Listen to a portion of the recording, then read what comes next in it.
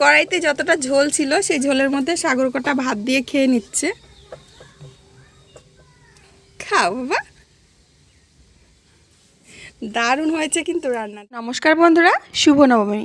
বন্ধুরা, আজ নবমীর দিন বাড়িতে একটু মাংস রান্না করব। তার জন্য দেখো সব মশলা আমি বেটে নিয়েছি। এখন কাঁচা মাংসের মধ্যে দিয়ে দিলাম লবণ, দিয়ে দিলাম হলুদ, আর দিয়ে দেবো এখানে সর্ষের তেল। তো সর্ষের তেল ছাড়া নাকি মাংস ভালোই লাগে না, এটা আমার বাবা বলে। তো সর্ষের তেল, লবণ আর হলুদ দিয়ে মাংসটা মেখে নেব। মাংস রান্না করতে কে না পারে, সবাই পারে, কিন্তু আজকে আমি যেভাবে মাংস রান্না করব বন্ধুরা একটু অনুসরণ করো, আশা করি ভীষণ ভালো লাগবে। এবার চলো ঝট করে রান্নাটা শুরু করে ফেলি। উনুনে একটা কড়াই চাপিয়ে দিয়ে দিলাম খানিকটা সর্ষের তেল। এর মধ্যে দিলাম তেজপাতা, দিয়ে দিলাম গোটা জিরে ফোড়ন। এবার একে একে মশলাগুলো দিয়ে দেব। দিয়ে দিলাম পেঁয়াজ রসুন বাটা, দিয়ে দিলাম গোটা টমেটো, দিয়ে দেব লঙ্কা বাটা, আর দিয়ে দেব জিরে বাটা। তো পেঁয়াজ আর রসুনের মধ্যে আদা ছিল। এবার খানিকটা জল দিয়ে মশলাটা ভালো করে কষে নেব। দেখো বন্ধুরা, মশলাটা শুকনো হয়ে গেছে। বন্ধুরা, মশলা কষা হয়ে গেছে, এখন মাংসগুলো দিয়ে দেব। তো বন্ধুরা, শরীরটা অসুস্থ থাকা সত্ত্বেও আজকে আমার মাংসটা রান্না করতে হচ্ছে। রীতিমতো একটা জল চৌকির উপরে বসে আমি মাংসটা রান্না করছি। তো দেখো বন্ধুরা, মাংসটা দিয়ে দিলাম। এবার আমি মাংসটা মশলার সাথে মিশিয়ে নেব।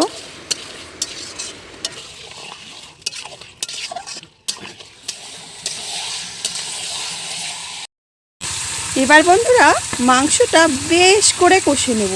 মানে কষাটা খুব একদম ভাজা ভাজা করতে হবে, তাহলে পোলট্রির মুরগিটা একদম দেশি মুরগির মাংসের মতো খেতে লাগবে।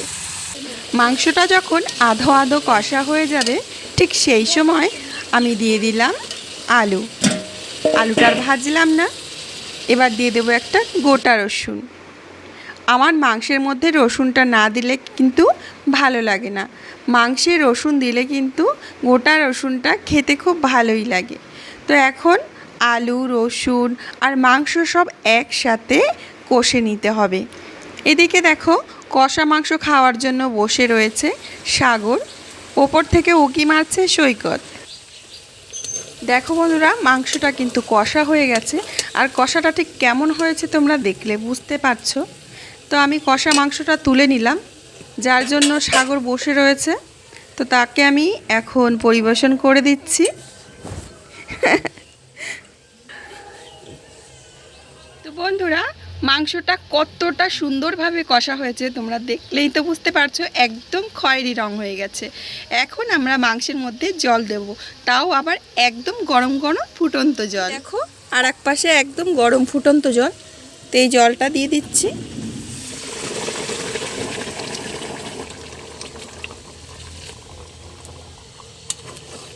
মাংসের কালারটা কিন্তু দুর্দান্ত হয়েছে। সময় উনুনের জালটা দেখো, উনুনের আগুনটা একদম বাড়িয়ে দিয়েছি। আর মাংসটা কিভাবে ফুটছে, ঝোলটা এইভাবে আমরা বেশ কিছুক্ষণ জাল করে নেব।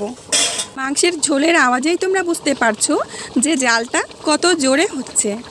তো দেখো বন্ধুরা, কত সুন্দর মাংসের কালারটা হয়েছে আর কত জোরে জাল হচ্ছে। এইভাবে আমরা উনুনের আগুনটা জোরে দিয়ে মাংসটা রান্না করে নেব।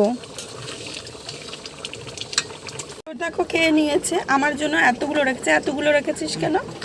আমি এখান থেকে কম খাবো। তো দেখো বন্ধুরা, কষা মাংস খেতে কিন্তু দারুণ লাগে, তাই না? তো এখন ছেলের সাথে সাথে আমিও কষা মাংস খেয়ে নিই একটা।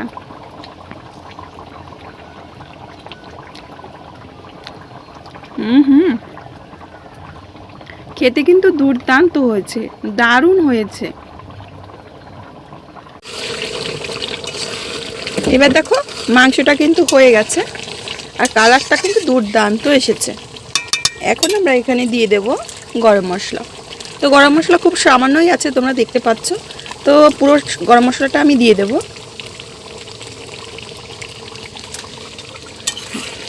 এবার মিশিয়ে দেব। মিশানো হয়ে গেছে, এখন নামিয়ে নেব। তো বন্ধুরা, বসে বসে তো রান্নাটা করে নিয়েছি, কিন্তু মাংসটা আমি নামাতে পারবো না। সকালে নামিয়েছিল মা, আর এখন নামিয়ে দেবে সাগর। তো দেখো আমরা মাংসটা নামিয়ে নিচ্ছি।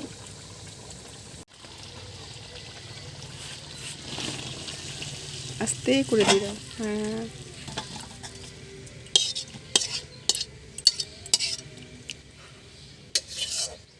এই দেখো বন্ধুরা, হয়ে গেছে আমাদের নবমীর দিনের মাংস। দেখো কালারটা কতটা সুন্দর এসছে। তা কড়াইটা, এই দেখো কড়াই থেকে সাগর এইভাবে ঝোলটা নিয়ে নিয়ে এর ভেতরে দিচ্ছে। তো দেখে কিন্তু এক্ষুনি খেতে ইচ্ছা করছে। তো কড়াইতে যতটা ঝোল ছিল সেই ঝোলের মধ্যে সাগর কটা ভাত দিয়ে খেয়ে নিচ্ছে। খাও বাবা, দারুণ হয়েছে কিন্তু রান্নাটা। তো সাগরের সাথে সাথে আমিও খেয়ে নিলাম। তো আমাদের রান্নাবান্না কমপ্লিট। আজকে আসছি, আবার আসবো নতুন একটা ভিডিও নিয়ে। সবাই ভালো থেকো আর সুস্থ থেকো।